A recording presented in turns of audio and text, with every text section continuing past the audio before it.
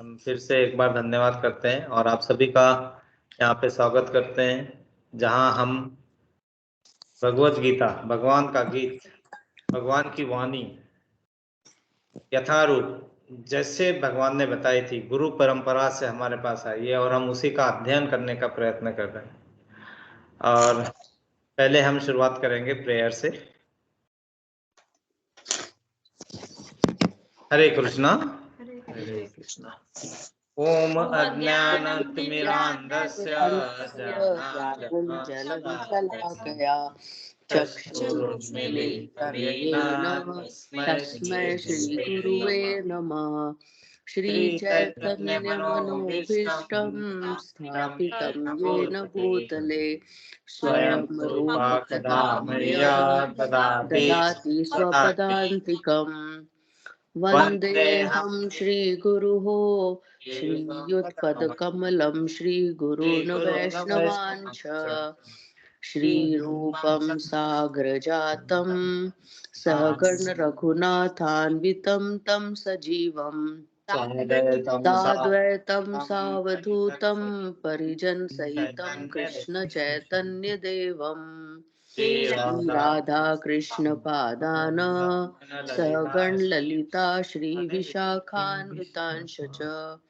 हे कृष्ण करुणा सिंधो दीनबंधो जगत्पते गोपेश गोपिका कांत राधा कांत नमस्तुते। तप्त कांचन गौरांगी राधे वृंदावनेश्वरी वृषभानुसुते देवी प्रणमामि हरिप्रिये।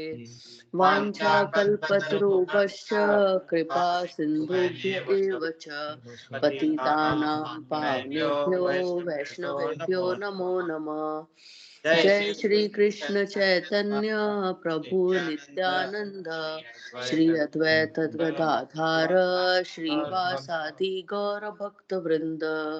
हरे कृष्णा कृष्णा कृष्णा हरे हरे हरे राम राम राम हरे हरे। हरे कृष्णा कृष्णा कृष्ण हरे हरे हरे हरे राम राम राम हरे हरे। हरे कृष्णा कृष्ण हरे हरे हरे राम राम राम हरे हरे। हम जय पताका स्वामी महाराज का प्रणाम मंत्र बोलेंगे। नमो नमो ओम विष्णुपदाय कृपाय भूतले श्रीमते जय पताका स्वामिने नामिने। नमो आचार्य पदाय निताय कृपा पदायने गौर कथा धामदाय नगारा ग्राम तारिणे। प्रभुपाद जी का प्रणाम मंत्र बोलेंगे। नमो ओम नमो विष्णुपादाय कृष्ण पृष्ठाय भूतले श्रीमते भक्ति वेदांत स्वामिन इति नामिने।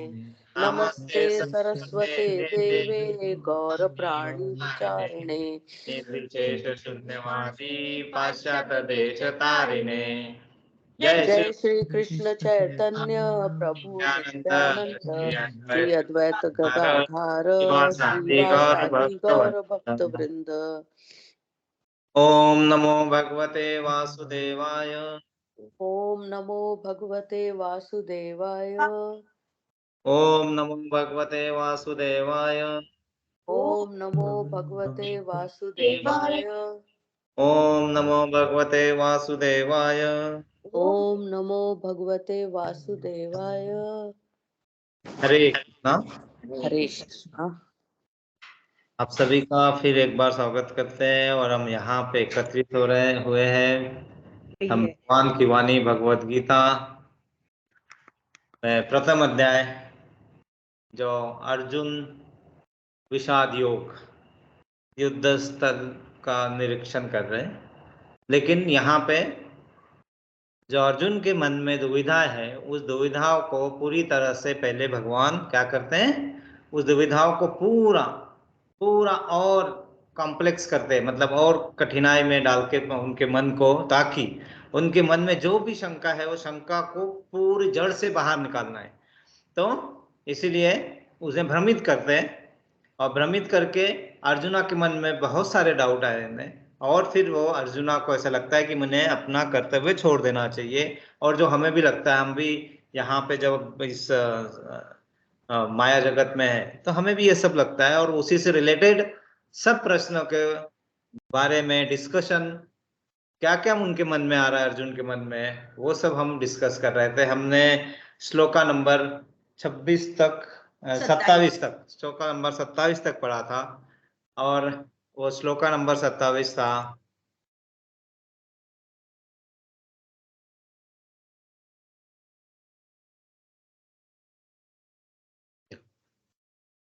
श्लोका नंबर 27 में हमने देखा था, जब कुंती पुत्र अर्जुन ने मित्रों तथा संबंधियों की इन विभिन्न श्रेणियों को देखा तो वह करुणा से अभिभूत हो गया और इस प्रकार बोला।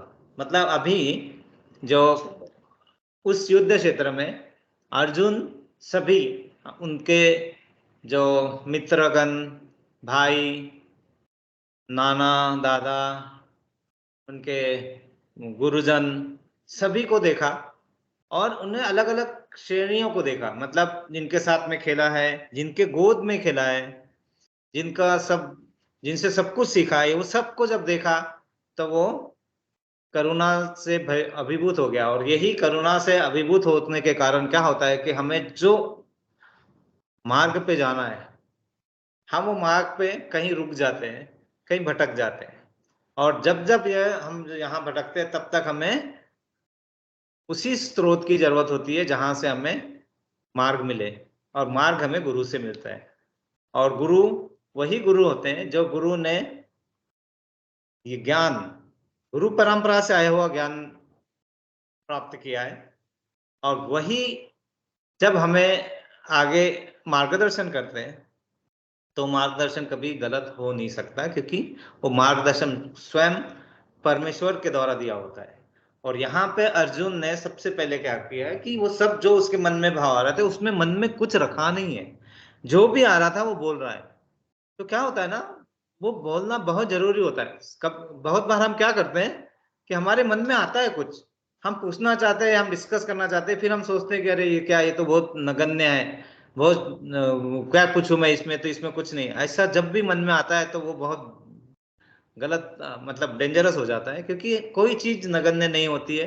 हर प्रश्न प्रश्न ही होता है, और हर प्रश्न को हमने अपने मन से बाहर निकालना चाहिए, उसको मन में रखना नहीं चाहिए। वो गलत सही है उसका हमें एनालिसिस नहीं करना चाहिए, हमें सिर्फ उसको बाहर लाना चाहिए, है ना। और एक कहावत है, एक कहावत नहीं मतलब एक ऐसा है, तो मैं बार बार अपने जब पढ़ाते वक्त भी यही कहता रहता हूँ कि हर चीज में, हर जगह में एक बहुत छोटे नोट में, क्योंकि मैं टीचर हूँ, मैं शिक्षक हूँ, तो बच्चों को पढ़ाता हूँ, सब यंग एज वाले बच्चे होते हैं, तो उनको उसी की भाषा में समझाना पड़ता है कि मन में आया हुआ डाउट को आपको बाहर निकालना होता है, क्योंकि आप जब उसको बाहर निकालेंगे तो फिर आपको समझ में आएगा कि आपको जो समझ में आया वो सही है या नहीं है। बार बार हमें वही होता है, हम गलत को भी सही समझ लेते हैं और सही को गलत समझ लेते हैं, क्योंकि कुछ कारण से वो कंफ्यूजन मन में होता है। वो नहीं होना चाहिए, वो सबसे पहली कैरेक्टरिस्टिक कि हमें बाहर आना चाहिए। अगर वो नहीं आएगा बाहर तो फिर मुश्किल होता है। तो वही मैं बहुत लाइटर नोट में, बहुत सिंपल तरीके से बच्चों को बोलता हूँ कि कुछ उनकी अदाओं ने लूटा, कुछ उनकी इनायत मार गई। ये कुछ शुद्ध हिंदी या उर्दू का मिक्स होता है। कुछ उनकी अदाओं ने लूटा, कुछ उनकी इनायत मार गई, राजे दिल उनसे कह न सके, चुप रहने की आदत मार गई। मतलब जो तुम्हारे राज था तुम्हारे दिल में वो कह नहीं सके, चुप रहने की आदत मार गई। तो चुप रहना जरूरी है, लेकिन हर बार नहीं।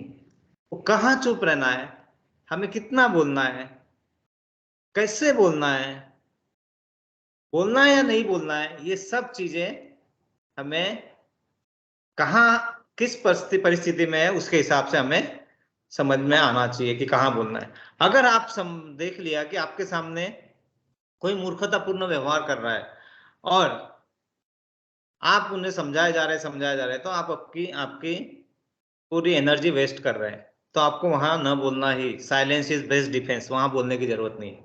लेकिन जब आपको पता चला कि आपके सामने परम परमेश्वर है और आपने अपने सब चीजों को नहीं बताया, तो कुछ नहीं होगा।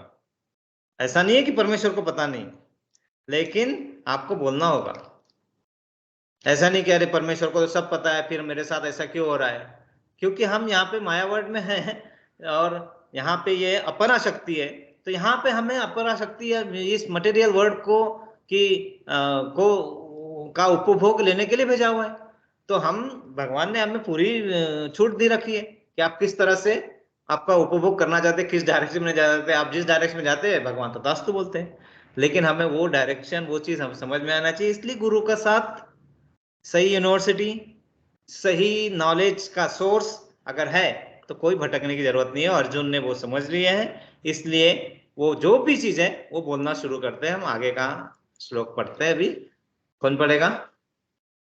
और हाँ, एक थोड़ा रिक्वेस्ट आया था ऑनलाइन में, जब हम कनेक्ट करते हैं तो जब एक बोल रहे हैं तो बाकी के माइक म्यूट कर सकते हैं। क्योंकि क्या हो रहा है कि कुछ वहां पे जब ऑनलाइन में वो कनेक्शन जाता है तो वो मतलब वो डिले आते रहता है। अगर 2-3 माइक शुरू है ना तो वो उसका डिले बढ़ते रहता है। तो सभी से रिक्वेस्ट करूंगा कि जो पढ़ रहे हैं उनका माइक ऑन, बाकी के माइक हम ऑफ करके फिर से ऑन कर सकते हैं, क्योंकि सभी को वो सुविधा है माइक ऑन एंड ऑफ करने की। तो कोई पढ़ेगा? अच्छा, आप मैं पढ़ोगे? पढ़ूं? हाँ हाँ। पढ़ो, लेकिन आप जरा ध्यान से सेंटर में आके। हाँ यार। अर्जुन उवाच त्वष्टें स्वजनं कृष्ण युयुत्सुं समुपस्थितं सीदन्ति मम गात्राणि मुखश्च परिशुष्यति। और कोई पढ़ना चाहेगा? जी प्रभु जी, मैं यस पढ़ लेती हूँ। यस माता जी। अर्जुन उवाच द्रष्टा इमं स्वजनं कृष्ण युयुत्सुं समुपस्थितं सीदन्ति मम गात्राणि मुखं च परिशुष्यति। अर्जुन उवाच दृष्टेमं स्वजनं कृष्णं युयुत्सुं समुपस्थितं सीदन्ति मम गात्राणि मुखं च परिशुष्यति। अर्थ बढ़िए।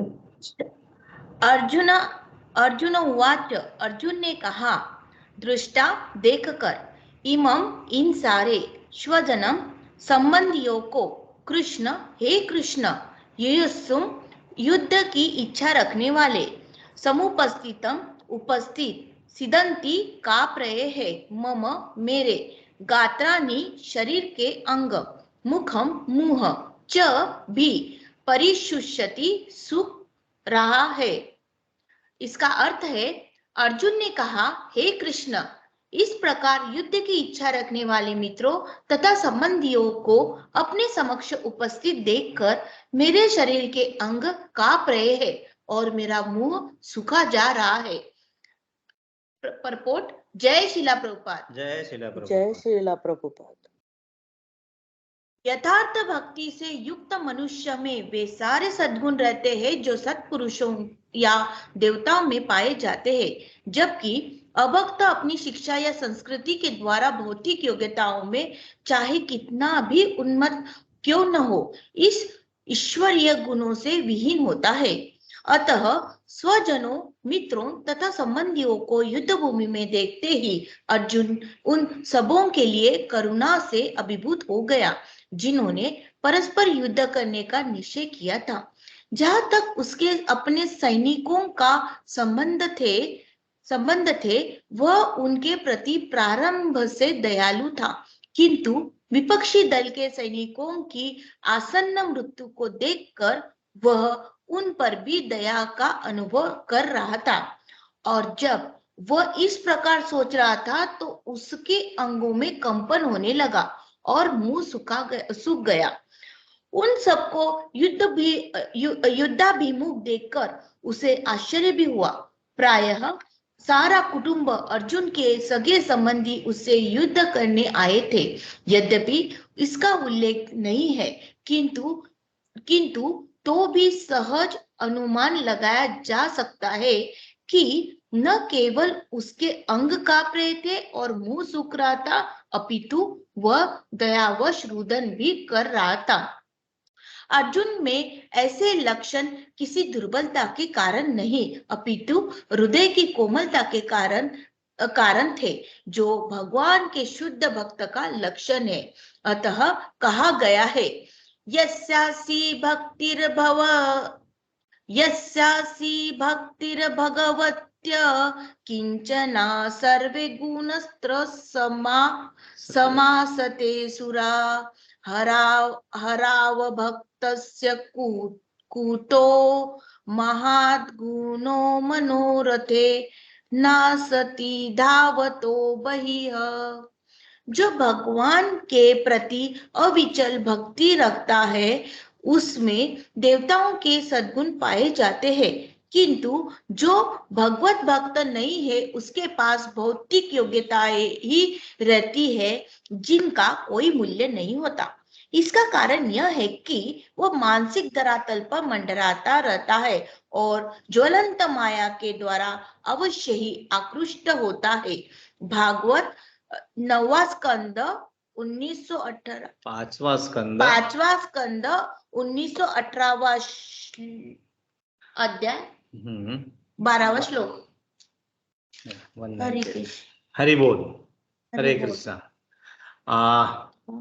यस, इसमें भगवान अर्जुन से कुछ कहलवा रहे हैं कि अर्जुन अभी उस स्थिति में है जिसमें करुणा और वो जो सामने जब देखते हैं कि सब उसके चाहने वाले, उसके मित्र सब वहां पे है, तो उसे देखकर उसके अंग कांपने लगते हैं। तो यहाँ पे बहुत इंपॉर्टेंट चीजें इस पैराग्राफ में बताई गई है। पहला ही है, यथार्थ भक्ति से युक्त मनुष्य में वे सारे सद्गुण रहते हैं जो सत्पुरुषों या देवताओं में पाए जाते हैं, जबकि अभक्त अपनी शिक्षा या संस्कृति के द्वारा भौतिक योग्यता में चाहे कितना भी उन्नत क्यों न हो, वह ईश्वरीय गुणों से विहीन होता है। बहुत इंपॉर्टेंट है पहला ये।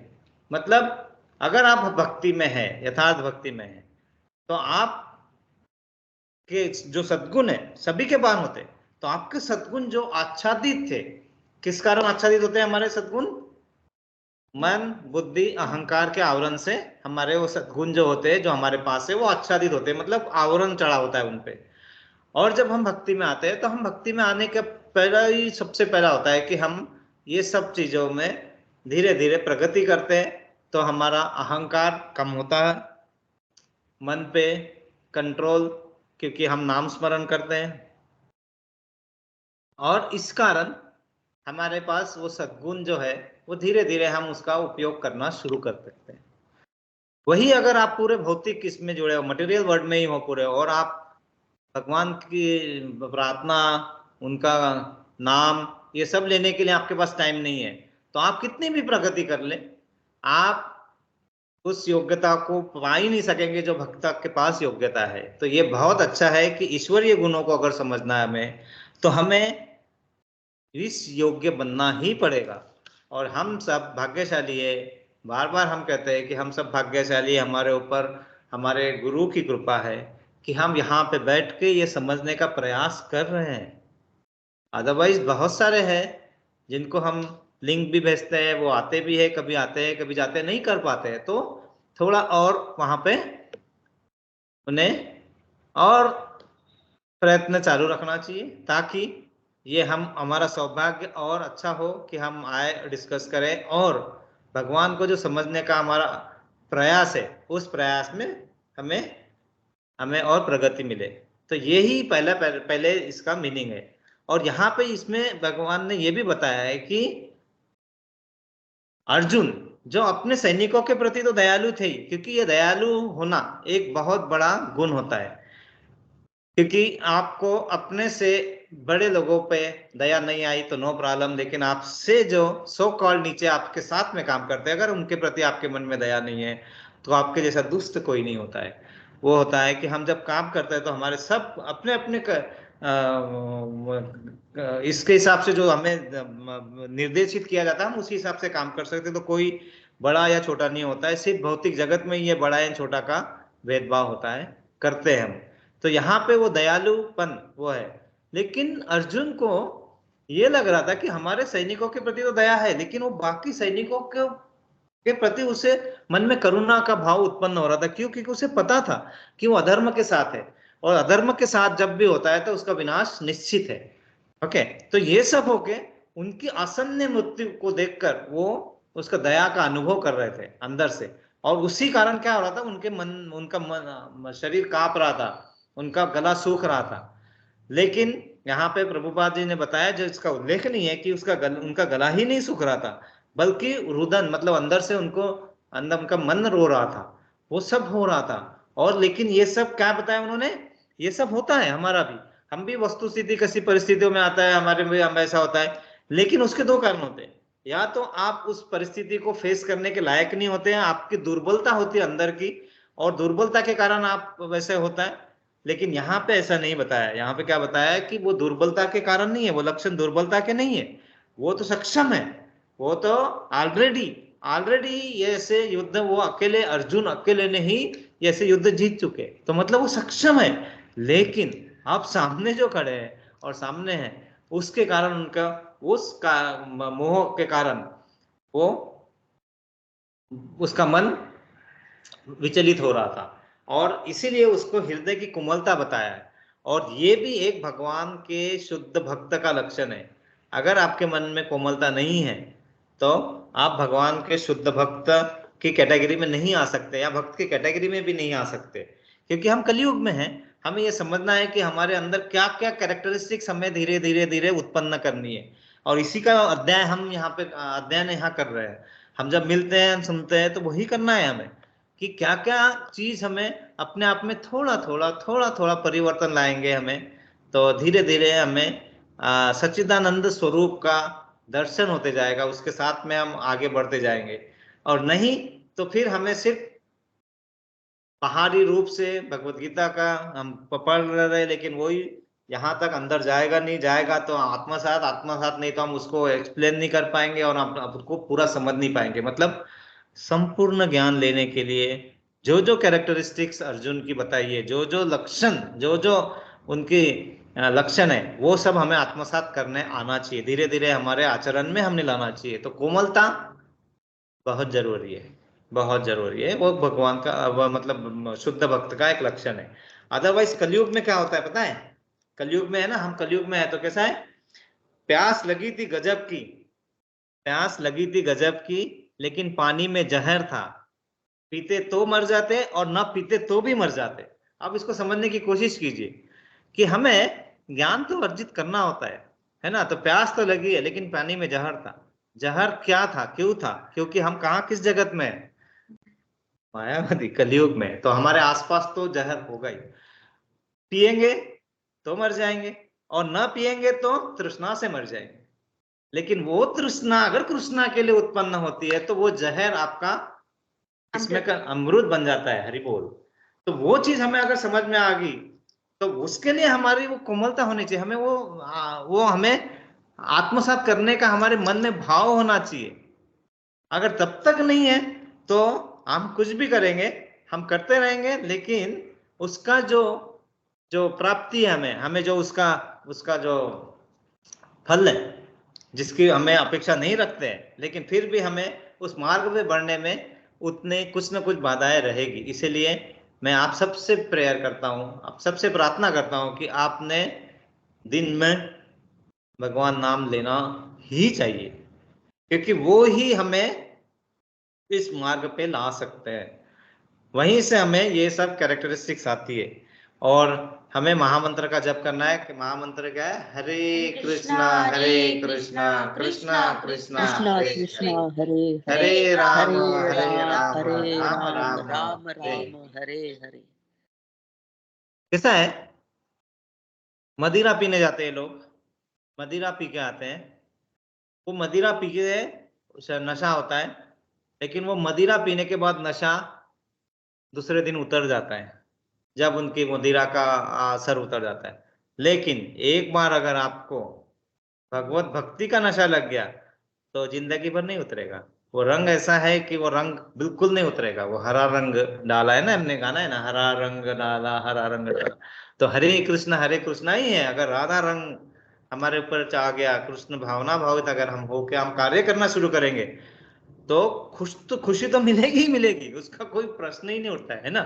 और वो रंग भी नहीं छूटेगा, और उसमें हमें दुर्बलता हटके वही कोमलता, हमें अंदर अपने आप समर्पित भाव, दूसरों के प्रति मतलब वो भाव हो गए कि हम किसी को दुख न दे।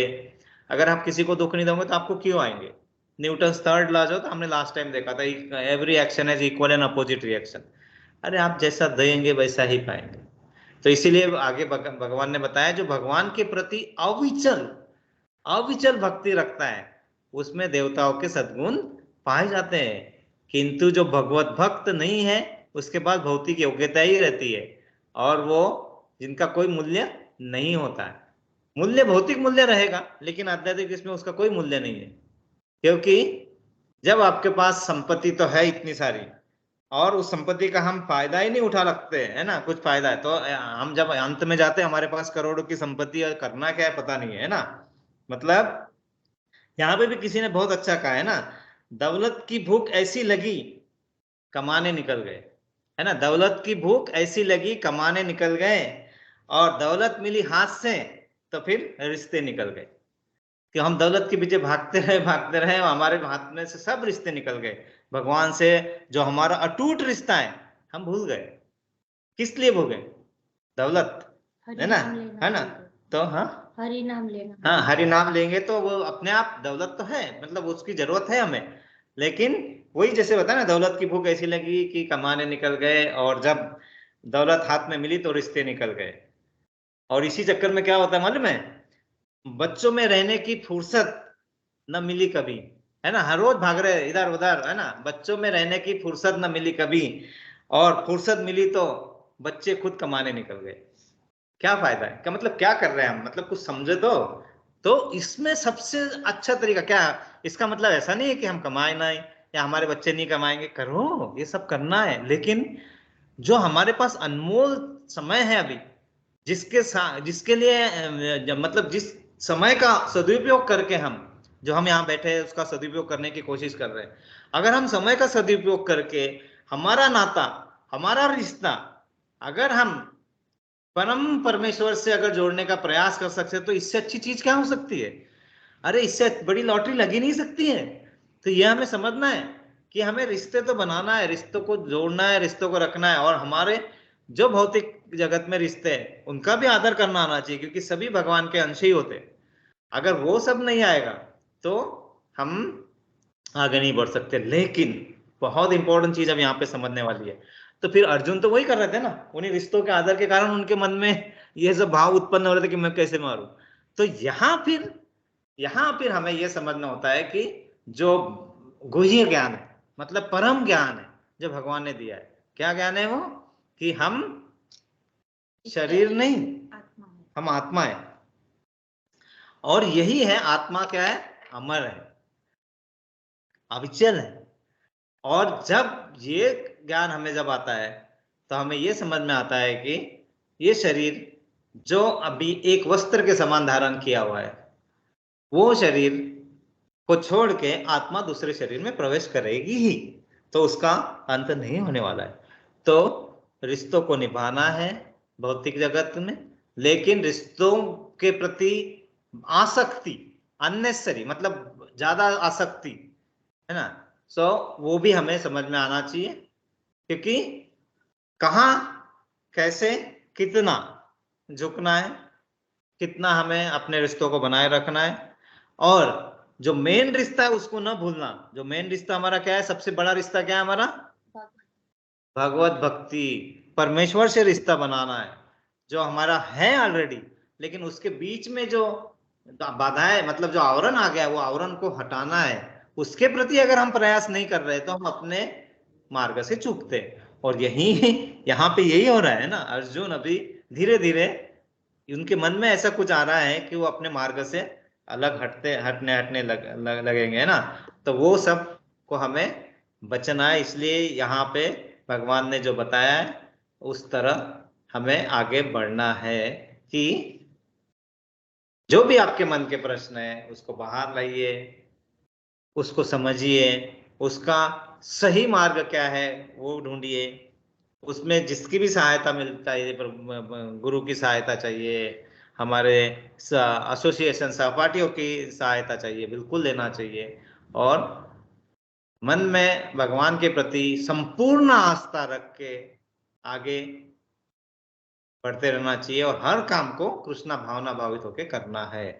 तभी हम इस ज्वलंत माया रूपी जो हमारे अंधकार है उसमें से हम अपना मार्ग बना पाते हैं। और अंधभक्त या अंधभक्ति अगर हमें कुछ कहते हैं तो इसका भी एक बहुत ही अच्छा उदाहरण है, एक अंधे भक्त थे। देखो, अंधभक्त अलग बात है, मतलब आपको मालूम नहीं है और आप बिल्कुल फॉलो कर रहे हैं, आपको पता ही नहीं है कि सही मार्ग क्या है और बस मतलब ब्लाइंडली फॉलो कर रहे हैं। लेकिन अगर आपको पता है कि हम बिल्कुल सही जगह पे हैं तो बिल्कुल आपको विश्वास आंख बंद करके करना होगा। लेकिन आपको पहले वो भी पता करना है कि आप सही यूनिवर्सिटी में है या नहीं है। कहीं पे भी आंख बंद करके नहीं कर सकते ना हम, तो वो भी चीज समझना है। तो एक अंधे भक्त को पूछा किसी ने कि तुझे क्या दिखता है, तू भगवान के सामने खड़ा रहता है, आईना के सामने खड़ा रहता है, तुझे क्या दिखता है? तो पॉजिटिविटी देखिए, पॉजिटिविटी उसके आंसर में है ना। तो उन्होंने क्या कहा मालूम है? आंखों में नहीं दिल में मेरे नूर छुपा है, आंखों में नहीं मेरे दिल में नूर छुपा है, राजी हूं उसी में जिसमें मेरे कान्हा की रजा है, राजी हूं उसी में जिसमें मेरे कान्हा की रजा है। पहले दो लाइन का मीनिंग समझा देता हूं कि आंखों में नहीं दिल में मेरे नूर छुपा है, मतलब आंखों से कुछ नहीं है, आंखें नहीं, मेरे दिल में नूर छुपा है, मतलब वो पूरा पैमाना पूरा अंदर मेरे दिल के अंदर है, परमात्मा मेरे दिल के अंदर है। तो आंखों में नहीं दिल में मेरे नूर छुपा है, राजी हूं उसी में जिसमें मेरे कान्हा की रजा है। मतलब जो मेरे कान्हा ने जो मुझे बताया मैं उसमें राजी हूं, कान्हा ने जो भी मुझे बताया, जो समझा रहे, जो बता रास्ता दिखा रहे, उसी में मैं राजी हूं, उसी में मेरी रजा है, मतलब मैं उसमें सब कुछ मेरा है। हाँ, मैं सरेंडर हूं। ये गम नहीं आईने को सब देख रहे हैं, मतलब आंखें वाले क्या कर रहे हैं? आईने को देख रहे हैं या भगवान को देख रहे हैं। मतलब ये क्या कर रहे हैं? ये गम नहीं कि सब आईने को देख रहे हैं, मैं खुश हूं कि आईना मुझे देख रहा है। तो यहां क्या समझने वाली बात है कि देखो, ये कुछ नहीं है कि कोई मुझे देख रहा है नहीं देख रहा है, लेकिन भगवान मुझे देख रहे हैं। आईना मतलब यहां पे आप समझिए, आईना मतलब कृष्ण भगवान है ना, आप समझिए भगवान। तो आप अपने इसमें आप कर रहे हैं, तो ये गम नहीं है कि मैं आईना देख पा रहा कि नहीं देख पा रहा। बहुत लोग बोलते हैं कि आपने भगवान देखा, भगवान देखे। अरे भाई, भगवान देखने के लिए दिव्य दृष्टि चाहिए, तो मतलब उतने इसमें हमें बहुत आगे जाना चाहिए, हमें उसकी अनुभूति हो रही है। तो भगवान देखे नहीं देखे, तो हमें क्या आंसर देना इसके बाद में? ये गम नहीं कि आईने सब देख रहे हैं, मैं खुश हूं कि आईना मुझे देख रहा है, कि मैं खुश हूं कि मेरा भगवान मुझे देख रहा है। और मुझे मालूम है कि भगवान जब मुझे देख रहा है तो मुझे कहीं गलत मार्ग पे ले जाने का प्रश्न ही नहीं उठता है। तो प्लीज समझिए, आगे बढ़ने के लिए हमें ये बहुत जरूरी है। हम आगे का श्लोक पढ़ते हैं। श्लोक का नंबर 29 या तो कौन पढ़ेगा? मैं ही पढ़ूं? वेपतुष्य शरीरे में रोम हर्षच्च जायते, गांधीवं संत्रसते हस्ता तक्त चैव परिहादते। और कोई पढ़ना चाहेगा? हाँ, आप पढ़ो। वेपतुष्य शरीरे में रोमहर्षस्य जायते, गाण्डीवं स्त्रसते हस्ता त्वक् चैव परिदह्यते। परिदहते, सॉरी मैंने परिहादते बोला था, सॉरी, परिदहते। या और कोई पढ़ना चाहेगा? पढ़ने की स्थिति में मेरा आवाज आ रहा है? हम कनेक्टेड हैं? यस सर, कनेक्ट, यस प्रभु जी। हाँ, तो आकांक्षा माता जी हैं? हाँ प्रभु जी, मैं पढ़ती हूँ। वेपयुश्च शरीरे मे रोमहर्षे च जायते, गाण्डीवं संसते हस्तात्वकच्चैव परिदह्यते। प्रयास करते हैं, बहुत अच्छा है, बिल्कुल। हरि बोल। हरि बोल। तो वेपुतः मतलब शरीर का कंपन, च भी शरीरे शरीर में मेरे, रोमहर्ष रोमांच, च भी जायते उत्पन्न हो रहा है, गांडीवम अर्जुन का धनुष, गांडीव संत्रसते संत्रमसते छूट या सरक रहा है, हस्तात हाथ से, त्वक त्वचा, च भी एव निश्चय ही परिदहत जल रही है। मतलब मेरा शरीर कांप रहा है, मेरे रोंगटे खड़े हो रहे हैं, मेरा गांडीव धनुष मेरे हाथ से सरक रहा है और मेरी त्वचा जल रही है। तात्पर्य जय शिला प्रभुपाद। जय शिला प्रभुपाद। इसमें कहा है शरीर में दो प्रकार का कंपन होता है और रोंगटे भी दो प्रकार से खड़े होते हैं। ऐसा या तो आध्यात्मिक परमानंद के समय या भौतिक परिस्थितियों में अत्यधिक भय उत्पन्न होने पर होता है। दिव्य साक्षात्कार में कोई भय नहीं होता। इस अवस्था में अर्जुन के जो लक्षण है वे भौतिक भय अर्थात जीवन के हानि के कारण है। अन्य लक्षणों से भी यह स्पष्ट है, वह इतना अधीर हो गया कि उसका विख्यात धनुष गांडीव उसके हाथों से सरक रहा था और उसकी त्वचा में जलन उत्पन्न हो रही थी। ये सब लक्षण देहात्म बुद्धि से जन्मे हैं। हरि बोल। बहुत ही इंपॉर्टेंट है, बहुत ही ज्यादा इंपॉर्टेंट है।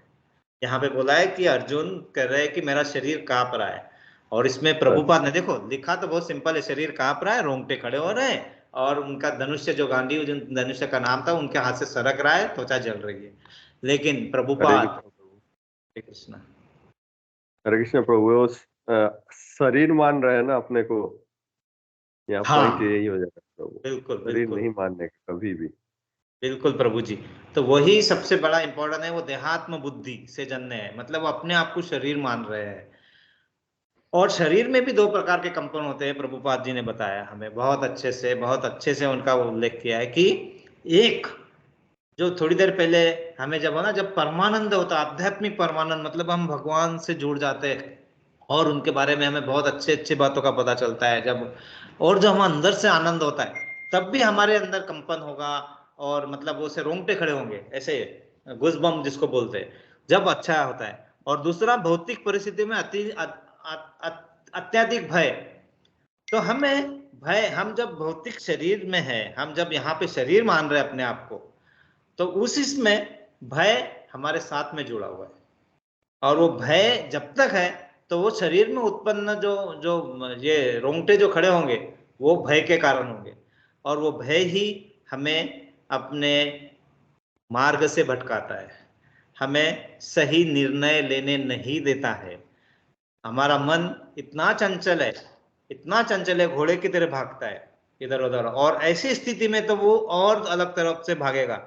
और क्या होगा कि हम तमोगुण समोगुण और सतोगुण और रजोगुण में फिर बनते जाते और उसके अंदर अंदर फिर चले जाते।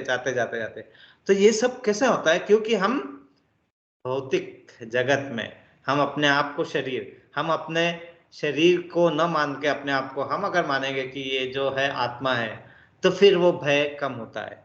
क्यों? क्योंकि सबसे बड़ा भय क्या है हमें? कोई बताएगा सबसे बड़ा भय क्या है हमें? मौत का, मृत्यु का। और उसी कारण हम सब ये करते रहते हैं। अगर मेरे सामने कोई आकर अगर मुझे लगेगा कि मुझे मारेगा तो मैं उसे उसके पहले ही मारने की कोशिश करता हूँ, कुछ करता हूँ और कुछ और को पैतरे लगाता हूँ और फंसते जाता हूँ।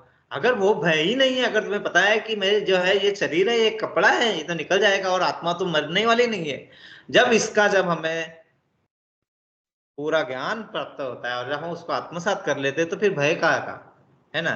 तो भय धीरे धीरे कम होते रहता है, जबकि हम भौतिक जगत में भय लगा ही रहेगा, लेकिन वो भय धीरे धीरे कम होता है क्योंकि हमें यह पता है कि हमारी आत्मा मरने वाली नहीं है, सिर्फ एक शरीर से दूसरे शरीर में जाएगी और उस शरीर को उस नेक्स्ट इसमें, या हमें इस टोटल इससे बाहर आना है, जन्म मृत्यु जरावादी के चक्रव्यूह से। तो हमें क्या करना है? अगर ये समझ में आके हम उसके हिसाब से बढ़ते जाते हैं तो फिर क्या भय है, क्या अधीरता?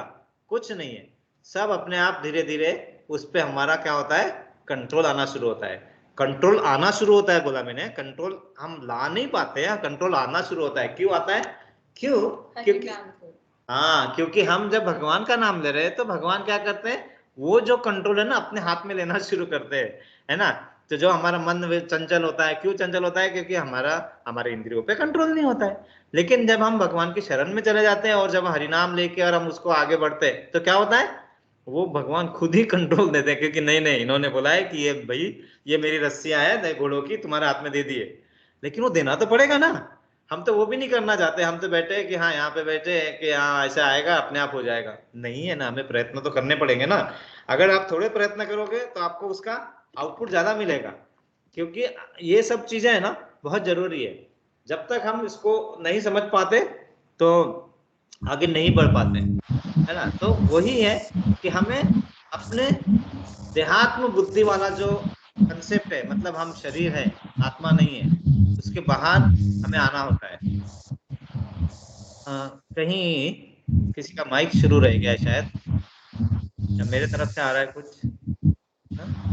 जरा चेक कर लो।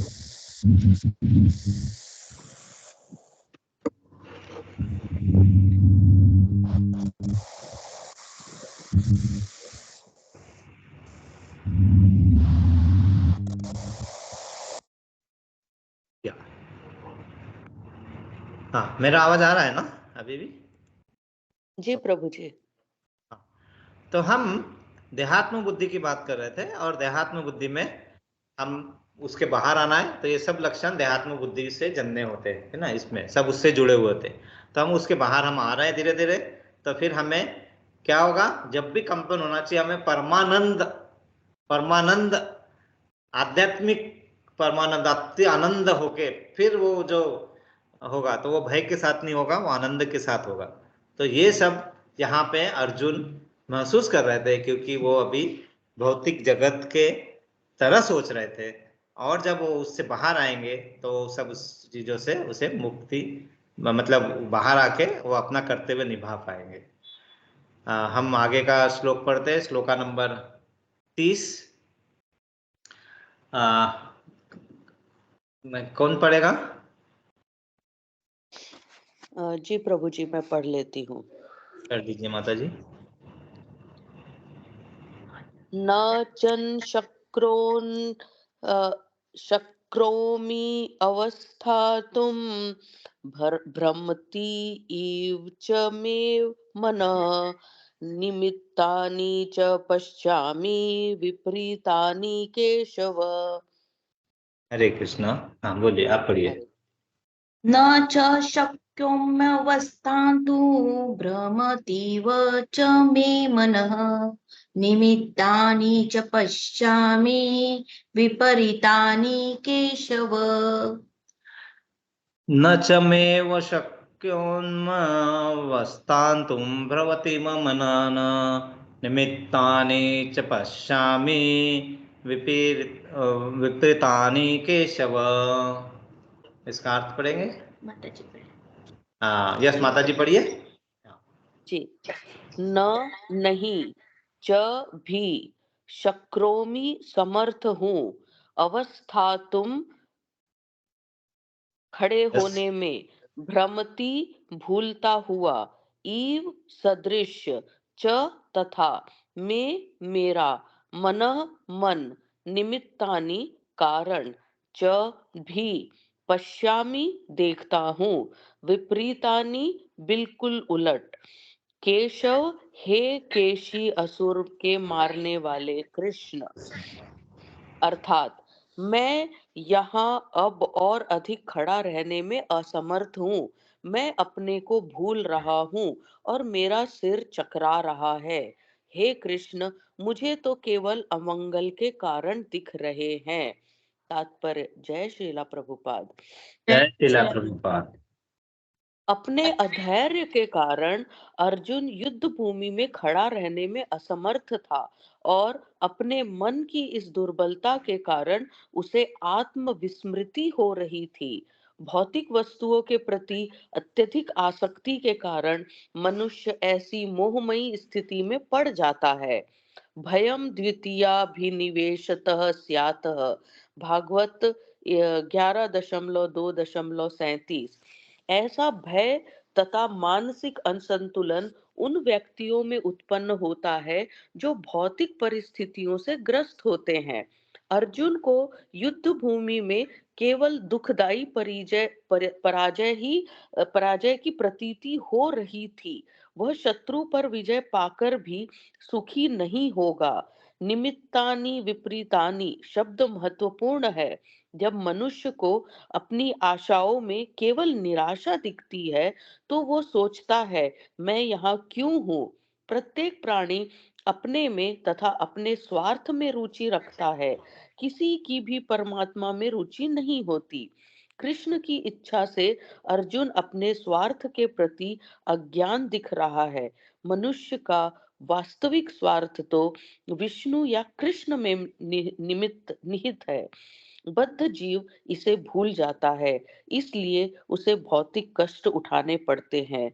अर्जुन ने सोचा कि उसकी विजय केवल उसके शोक का कारण बन सकती है। हरि बोल। हरि बोल, हरि बोल। तो अभी प्रभुपाद जी उससे और वही जो उनके मन में आशंका, डर, ये सब जो भाव उत्पन्न हो रहे थे और उस जिनके कारण वो लड़ना नहीं चाहते, तो उसी को हम आगे बता रहे हैं कि यहाँ पे अपने अधैर्य के कारण अर्जुन युद्ध भूमि में खड़ा रहने में असमर्थ था। मतलब वो धैर्य नहीं जुटा पा रहा था, इसलिए वो असमर्थ था। लेकिन वो धैर्य जुटाना है हमें, तो हमें हमारे पास कुछ स्टेबल प्लेटफॉर्म होना चाहिए, और स्टेबल प्लेटफॉर्म हमारे पास है ना। और वो अपने मन की दुर्बलता के कारण आत्मविस्मृति हो रही थी उसे, ऐसे से बताया। तो ये सब क्यों होता है? क्योंकि हमारे आसक्ति है, हमारे इसमें मोह माया हमारे साथ जुड़ा हुआ है, और वो आसक्ति को हम धीरे धीरे करना है, लेकिन उससे जुड़ा ही, उससे चिपक के ही रहना ऐसा नहीं है। उसके अलावा भी हम रह सकते हैं। तो वो आसक्ति से बाहर आता है। तो जब जब तक तुम्हारे पास मन में आसक्ति रहेगी, हमारे पास संपूर्ण ज्ञान या फिर हम इस मार्ग पे जाने में उतना फास्ट नहीं हो पाएंगे। फास्ट अगर चलना है तो हमें आसक्ति जितना हो सकता है हमें धीरे धीरे उसको उससे बाहर आना है। और जब हम भागवत 11.2.37 कहते हैं, तो उसमें 11 जो होता है वो स्कंद होता है, 2 जो होता है वो अध्याय होता है, और 37 जो होता है वो श्लोका होता है। तो 11 स्कंद मतलब 11 तो का हम इसको हाँ, ऐसे बोलेंगे, भागवत 11वां 11वां स्कंद, स्कंद, हाँ, दूसरा दूसरा अध्याय और दूसरा अध्याय 37वां 37वां श्लोक। श्लोक। 37वां धन्यवाद श्लोक। प्रभु जी, धन्यवाद हरे क्लियर कृष्ण, हरे करने के लिए। कृष्ण। वैसा तो वो जो होता है वो भय, इसलिए वो मानसिक असंतुलन उन व्यक्तियों में उत्पन्न होता ही रहता है, जैसे हमारे पास भी होगा। लेकिन इसका सबसे तरीका क्या है कि हमें अपने आप को स्टेबल बनाना है। स्टेबल कैसे करना है? कि परमात्मा में रुचि उत्पन्न करना है। और रुचि उत्पन्न करने से हमें, अगर भौतिक जगत के हिसाब से भी सोचे तो हमें बहुत सारे फायदे हैं। कुछ फायदे भगवान नाम के मैं जरूर यहाँ पे बताना चाहूंगा। लेकिन यहाँ पे क्या बताया भगवान ने? हम बद्ध जीव है, और हम ये भूल जाते हैं कि हमारे पास सहारा है, एक तेरा ही सहारा। तो वो हम भूल जाते हैं कि हमारे पास बहुत अच्छा सहारा है, लेकिन हम वो भूल जाने के कारण ये सब भौतिक कष्ट हमें उठाने पड़ रहे हैं। हाँ, भौतिक कष्ट ऐसा नहीं कि उसके बाद भी भौतिक कष्ट नहीं होंगे, लेकिन भौतिक कष्ट आपको वही उठाने पड़ेंगे जो आपके कर्म के हिसाब से है। लेकिन उसमें भी आपको उठाते वक्त आपको मतलब आनंद की अनुभूति थोड़ी थोड़ी होते ही रहेगी। दुख तो होगा ही, जिनका जितना अपने इसमें है, कष्ट होगा, दुख नहीं होगा, सॉरी, है ना। तो दुख अलग है, कष्ट अलग। कष्ट तो भौतिक जो शरीर है उसमें कष्ट होगा ही, जन्म मृत्यु जरा व्याधि लगा हुआ है। तो वो उसी चक्कर में अर्जुन उनके विजय का केवल शोक उसे नजर आ रही थी, क्योंकि उसके बाद उसे लगता है कुछ होने वाला नहीं है। मतलब वो सब उसी इसमें माया जाल में, मतलब इसमें फंस रहा है। और ऐसे ही हम फंसते हैं, उसके बाहर आने के लिए हमें होता है। तो एक, अगर आपने एक हिंदी गाना सुना होगा, है ना, तो तुम अगर साथ देने का वादा करो, मैं यूं ही मस्त नग में सुनाता रहूं, ये गाना था, है ना। तो उसमें किसी ने बहुत सुंदर गाया था। तो मैंने 4 लाइन लिखी है, मैं गाता बहुत गंदा हूं, लेकिन मैंने क्या बताया, प्रीत राधा कृष्णा के लिए जगाई नहीं, गंगा जल फिर पिलाने से क्या फायदा, जब भी प्यार से प्रसादम खिलाया सही, चक्रव्यूह से निकालने का है वायदा। मतलब प्रभु जी क्या बोल रहे हैं, अरे आप थोड़ा आए हो ना, मैं तुम्हें चक्रव्यूह से निकालने का वायदा कर रहा हूं ना, लेकिन करना क्या है, पहले प्रीत जगानी है, अपनी भक्ति जगानी है। किसके लिए, भगवान राधा कृष्णा के लिए। अगर प्रीत राधा कृष्णा के लिए जगाई नहीं, गंगा जल फिर पिलाने से क्या फायदा। अरे पहले प्रीत जब जगाओ तो गंगा जल अमृत बन जाएगा, नहीं तो मानो तो मैं गंगा माँ हूं और ना मानो तो बहता पानी। तो हमें उसको अमृत में कन्वर्ट करना है, तो हमें उसका है ना प्रोसीजर मालूम है, चलो करते हैं ना, कोशिश तो करते हैं ना। नहीं तो क्या होगा कि मतलब वही है कि, और आगे क्या बोलते हैं, जब भी प्यार से प्रसादम खिलाया सही। प्रसादम मतलब पहले आप जो खाना बना रहे हैं, पहले भगवान के लिए बना रहे हैं, फिर भगवान को भोग लगाओ और तो वो प्रसादम हो जाता है। तो जब भी प्यार से प्रसादम खिलाया सही, चक्रव्यूह से निकालने का है वायदा। तो हम प्रसादम खाना शुरू कर, तो हमें भगवान बोल रहे हैं ना, मैं हम चक्रव्यूह से निकालूंगा तुम्हें। तो लेकिन हमें जागना पड़ेगा, ये समझना पड़ेगा। इसलिए मैं सबसे अनुरोध फिर से एक बार करता हूँ कि थोड़े थोड़े हम श्रद्धावान बनते चले। हमें भगवान नाम लेना है, और भगवान नाम में लेते वक्त मन में कोई शंका नहीं होनी चाहिए कि इससे लेने का क्या फायदा, ये नहीं होनी। भगवान नाम में श्रद्धा होनी चाहिए। और जब हम लेंगे तो उसके बहुत सारे उदाहरण पहले भी हमारे सामने प्रस्तुत हो चुके हैं, रामायण में हमने सुना है। अगर किसी को सुग्रीव और बाली के बारे में पता है, सभी को शायद, है ना, वो दोनों आप, भाई थे। हाँ सुग्रीव और बाली, ओके, दोनों भाई थे। और यहाँ पे इन दोनों में बाली जो थे वो बहुत बलवान थे। उन्होंने इस इतिहास में लिखे लिखे हुए वहां पे लिखा है कि उन्होंने रावण को अपनी काख में 6 महीने तक दबा के रखा था, इतने शक्तिशाली थे बाली। लेकिन उनके मन में कुछ अधर्म की बातें आती है, तो वो उनके भाई जो सुग्रीव है उनके राज्य छीन लेते हैं, उनको प्रताड़ना देते हैं, ये सब होता है। और जब सुग्रीव को मदद करने के लिए भगवान राम, ऐसा नहीं है कि उनकी मदद चाहिए, लेकिन वो खुद सेवा का मौका देते हैं। तो उन्हें क्या करते हैं कि ये सुग्रीव जो होते हैं वानर सेना के प्रमुख होते हैं, और वो वानर सेना को हमारे साथ में भगवान ले जाते हैं उनको सेवा का मौका देने के लिए। तो सुग्रीव जब भगवान राम से मिलते हैं तो प्रार्थना करते हैं कि ऐसा ऐसा मेरे साथ घटित हुआ है, जबकि भगवान को पता है। लेकिन हमने क्या बताया कि जब तक आप अपने आप से प्रयत्न नहीं करोगे, आपको कुछ उसका सोल्यूशन मिलने वाला नहीं है। प्रश्न तो आप ही को प्रस्तापित करना है, प्रश्न की परिभाषा आप ही को डिफाइन करनी है। पहले वो समझना आना चाहिए कि हमें क्या करना है, वो उसका, तो फिर उसके बाद भगवान हमें वो करके देते हैं, है ना, करने देंगे। तो यहाँ पे सुग्रीव ने भगवान से प्रार्थना की कि मुझे इस संकट से उभारिए। तो भगवान कहते हैं कि चलो बिल्कुल उभारूंगा। और उसमें क्या होता है, बाली और सुग्रीव का युद्ध होता है। कि पता है आप सभी को, बाली और सुग्रीव में युद्ध होता है तो क्या होता है उसका परिणाम, जी प्रभु। पता है क्या? हाँ, उसका परिणाम ये होता है कि भगवान राम बाली का वध कर देते हैं। तो ये है स्टेज 2। आप डायरेक्ट स्टेज 2 पे जा रहे हैं क्योंकि आप इंजीनियरिंग है ना, डायरेक्ट आप परिणाम पे आ रहे हैं ना। तो पहले ऐसे होता है कि बाली और सुग्रीव में युद्ध होता है, और बाली सुग्रीव को बहुत मारते, धोते हैं, बहुत मारते हैं, पूरे पूरे इधर उधर से पूरा लाल लाल पूरा कर देते हैं। और वो फिर भगवान के पास आते हैं। भगवान, आपने कहा था कि आप मुझे मेरा रक्षण करेंगे, और क्या तुम बोला, तुम लड़ते हो, तुमने क्या किया? बोले कुछ नहीं, मैं तो लड़ रहा था। बोले देखो, जब तुम लड़ोगे तो तुम भौतिक जगत के हिसाब से चल रहे हो, आपने हरिनाम तो लिया क्या? बोले लड़ते वक्त मैं क्या नाम दूंगा, कहां से नाम दूंगा, मैं अपने आप को बचाने का प्रयत्न कर रहा था। फिर भगवान कहते हैं कि ठीक है, तुझे अब मैं क्या करता हूँ, लक्ष्मण जी को कि इसके गले में एक माला डालो। तो माला मतलब क्या है कि आपको ये हमेशा मन में रहे कि मुझे भगवान नाम लेना है।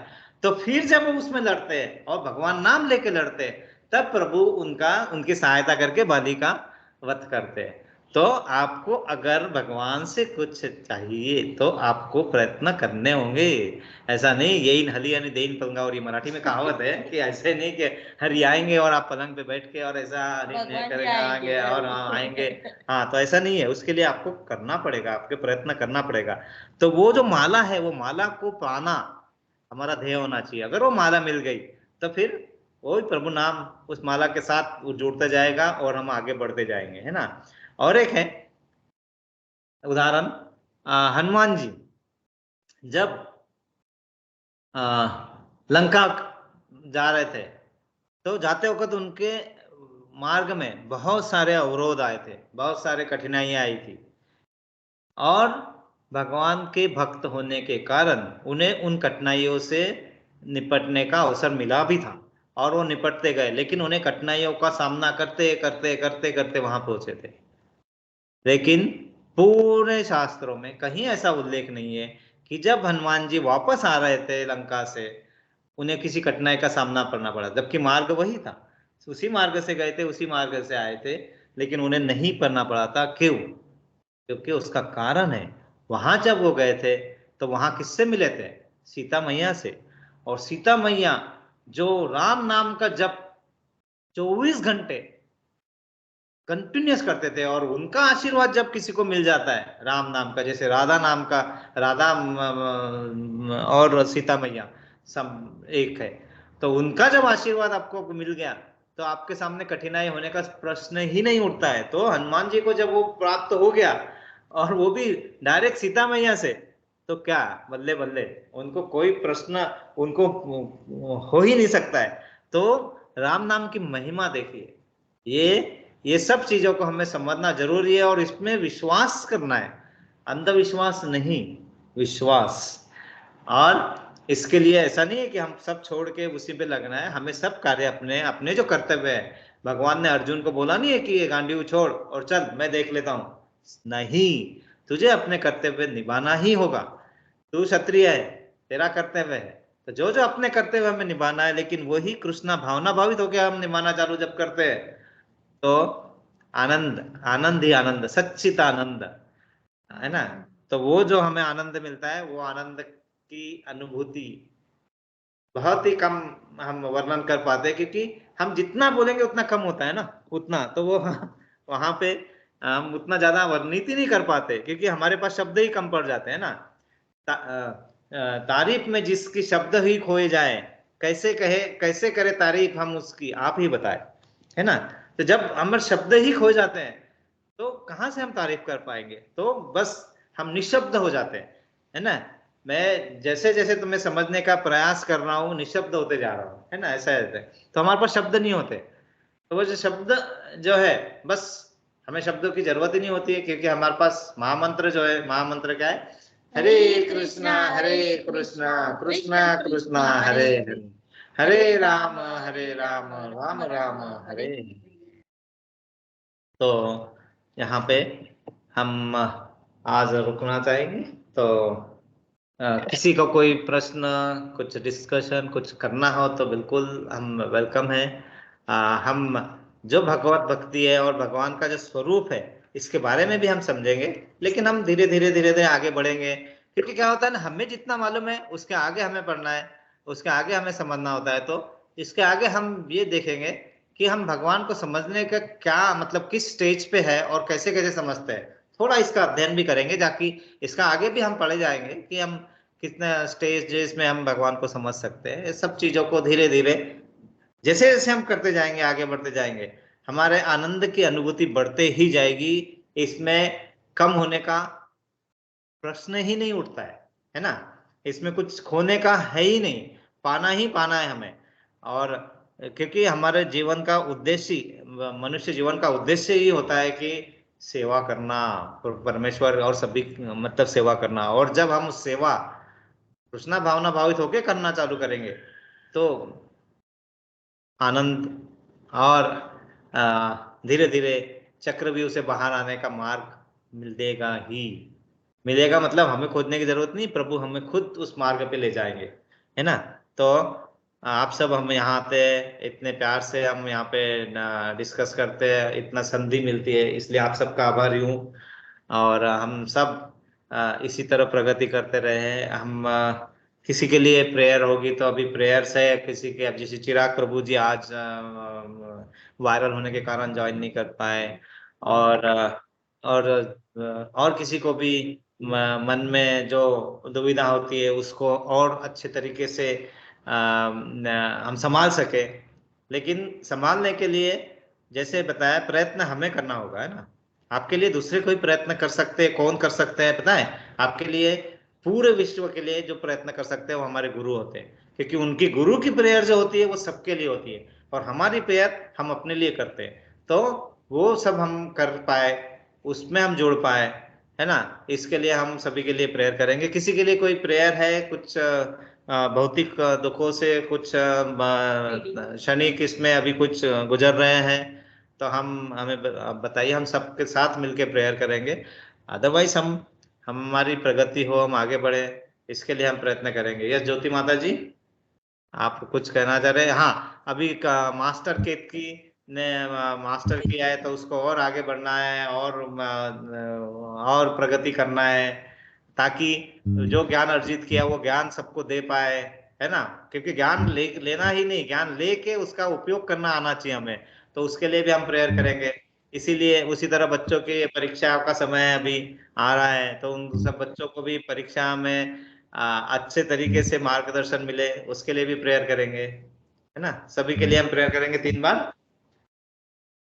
हरे कृष्णा हरे कृष्णा कृष्णा कृष्णा हरे हरे, हरे राम राम राम राम राम राम हरे हरे, हरे कृष्णा कृष्णा कृष्णा कृष्णा हरे हरे, हरे हरे राम राम राम राम राम राम राम हरे हरे हरे, हरे, हरे हरे कृष्णा कृष्णा कृष्णा कृष्णा कृष्णा हरे हरे हरे, हरे, हरे हरे राम राम राम राम हरे हरे हरे। हरे। हम प्रभुपाद जी के लिए प्रेयर करेंगे, क्योंकि प्रभुपाद जी ने ही हमें इस मार्ग पे चलना आसान किया है।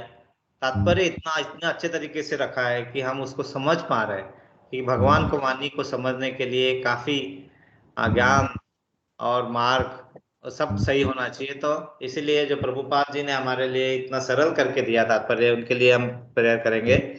हरे कृष्णा कृष्णा कृष्णा कृष्णा हरे हरे, हरे हरे राम राम राम राम हरे हरे, हरे हरे कृष्णा कृष्णा कृष्णा कृष्णा कृष्णा कृष्णा हरे हरे, हरे हरे राम राम राम राम राम हरे हरे हरे, हरे हरे कृष्णा कृष्णा कृष्णा हरे हरे हरे, हरे हरे राम राम हरे हरे।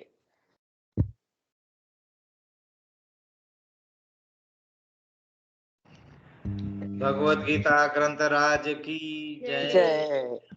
वांछा वाञ्छाकल्पतरुभ्यश्च वाञ्छाकल्पतरुभ्यश्च कृपा सिन्धुभ्य कृपासिन्धुभ्य एव एव च च पतितानां पतितानां पावनेभ्यो पावनेभ्यो वैष्णवेभ्यो वैष्णवेभ्यो नमो नमो नमः। नमः। अनंत कोटि अनंत वैष्णव कोटि वृंद की वैष्णव वृंद जय। की जय। जय गुरुदेव की की जय। जय। प्रभुपाद प्रभुपाद की की जय। जय। निताय गौर निताय गौर प्रेमानंदे। प्रेमानंदे हरि हरि हरि हरि बोल। बोल। सभी का फिर से धन्यवाद करते हैं कि यहाँ आते हैं। आप सभी ने शायद नाम उच्चारण शुरू कर दिया है, नहीं किया है तो कर दीजिए, क्योंकि क्या होता है, यही हमारा मार्ग है। इसी से हमें धीरे धीरे भगवान से जुड़ने का, समझने का, और इस आध्यात्मिक जगत का अध्ययन अच्छी तरीके से करके भौतिक जगत में अपनी नौका अच्छी तरीके से चला सके, है ना। इसके लिए प्रयत्न सभी ने करना ही चाहिए, है ना? तो किसी को कोई संशय कुछ है, कुछ डिस्कशन करना है तो बिल्कुल